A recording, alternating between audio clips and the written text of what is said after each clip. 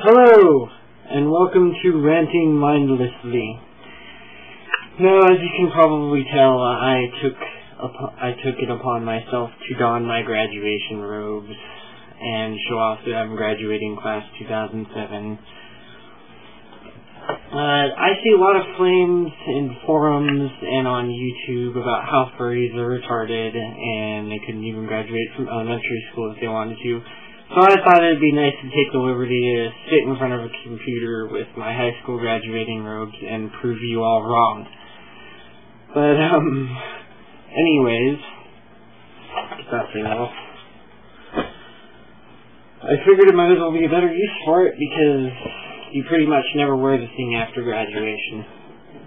But today on Ranting Mindlessly, episode 2, we are going to review 2 games which I recently bought, and I am going to rant about one of the coolest prospects of Guitar Hero. Now, as you can probably tell, this rant is positive, whilst my first rant was negative. But, that's going to be my pattern. Negative, positive, and so on and so forth. And I'm hoping that you'll enjoy watching me rant mindlessly into my webcam. But, the first review up is Indigo Prophecy. I don't know if you've seen this game yet. If you haven't, pause this video right now and go out and get this awesome game. That's pretty much the only way I can describe it, is it's awesome.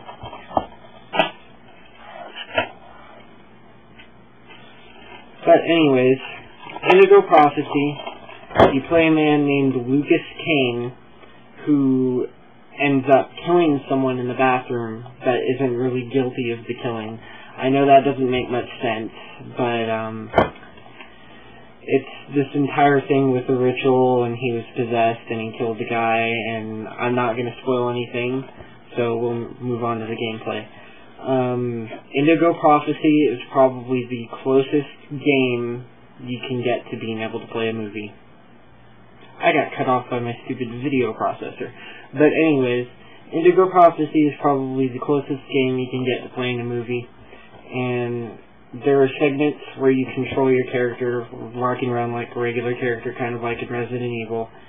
And in action sequences, you have to press certain directions on your analog stick so you won't get a certain action sequence. And there are times when you'll have to alternately press L1 and R1 to struggle out of a situation or run across a building. And it really is an amazing game. The story is amazing. It'll keep you fixated until the very end, trust me. The gameplay is definitely original, but I wouldn't say it's perfect. It's got some chunky aspects in it, but it will definitely want you playing over and over again. The choices that you make in the game. I know there's a big hype about the choices you make in Indigo Prophecy, but there are really only several choices you can make that can determine the entire outcome of the game. Others are just pretty interesting little tidbits that you didn't know you could get, like different parts of a conversation or different actions and sequences. And pretty much the summary is it's definitely a buy, and it's definitely a put on your shelf and keep for the rest of your days game.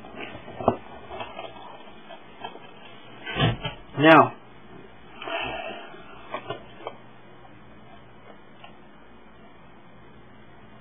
Halo 3.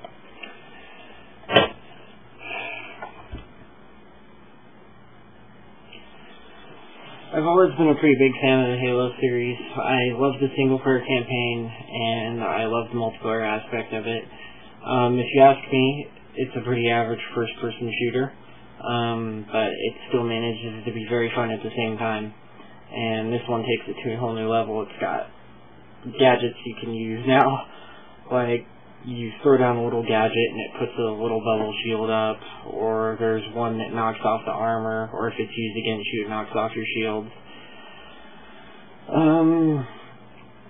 Pretty much I don't have much to say about Halo 3 because it's the same as the first 2, but hey, if it ain't broke, don't fix it. As I said before, it's a pretty average first-person shooter, but it manages to capture your attention. The biggest new thing in Halo 3 would be, crap, what was that called again? The Forge, yes, the Forge. I haven't messed around with it much myself yet, but I've heard that you can do some crazy crap with the Forge. I read a GameSpy article on it, and they made a deathmatch map. And you know those exploding barrels that are scattered around the multiplayer maps and single-player maps that you can shoot and they go boom?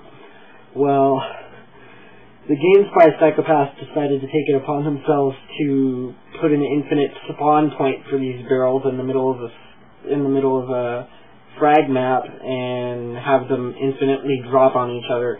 In other words, it was a pretty small map that in the center you had a constant explosion going on. It was the size of I don't know, maybe a pound of C4. And you're sitting around there fighting around that this entire time. And that's just one of the hundreds of things you can do with the Forge. Go in it, screw around with it for yourself. I'm personally going to take it upon myself tonight to mess around with it a little bit, but I haven't really got a chance to do much with it lately. Also, the co-op is now 4-player, but you have to have Xbox Live. I think you can do it over System Link, but I'm not too sure. Pretty much, if you're a fan of the Halo series, go out and give it a buy. Don't buy into the merchandise though. That Mountain Dew Game Fuel stuff, it may nail you into the wall, but it costs you a bundle. It costs you an arm and a freaking tail. But pretty much, if you're a big fan of Halo, or if you're just a regular fan of Halo, go out and give it a buy. But if you're not really that interested in Halo, just leave it alone. Now, before I go, I got a little friend I brought with me here. As you can probably guess, I love Guitar Hero. It's been my game for ever since it came out, really. It is rather expensive, but if you do the right stuff, it can have infinite replayability. That's right, I said infinite. Yes, there are a limited amount of songs, but there's a way around that. Go on to Google, search for modding Guitar Hero or modding Guitar Hero 2 or whatever. I don't know if I can link you to the site that I found it on, because I don't know if that's legal or not, but go on to Google. Google will always be your friend when it comes to stuff like this. It's a very tedious process to mod Guitar Hero, but it is well worth it. You have to get several programs for your computer, and your computer has to be very hefty to run it. And you also need to go out and buy a mod chip, swap magic. No, you don't need all three of these. You just need one of them, but you have a choice of a mod chip, swap magic, or DC something or other. I can't remember what it is. Get one of the 3 mods for your PS2 that allows you to play burned and foreign games, and you'll be able to mod Guitar Hero, and you'll need all the programs that they give you in the tutorial. So go on Google, find out a way to mod it, and I won't link it here, so kind of just deflated your hope there. But what you can do is you can have a burned disc with another copy of Guitar Hero 2 on it that has a bunch of different songs on it. So you literally have infinite possibilities and infinite replayability with it. You can put AFI on it, you can put Metallica on it, even though they're stingy. I'll probably get to just for mentioning their name in this video. But you could put Raw on there, you could put Led Zeppelin, anything you want can go on this game if you figure out how to mod it. It's a very tedious process, but trust me, it is very, very worth it.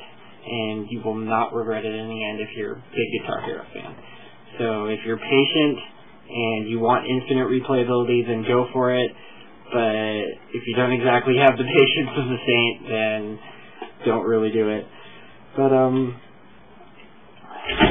that's it for my Ranting Mindlessly podcast.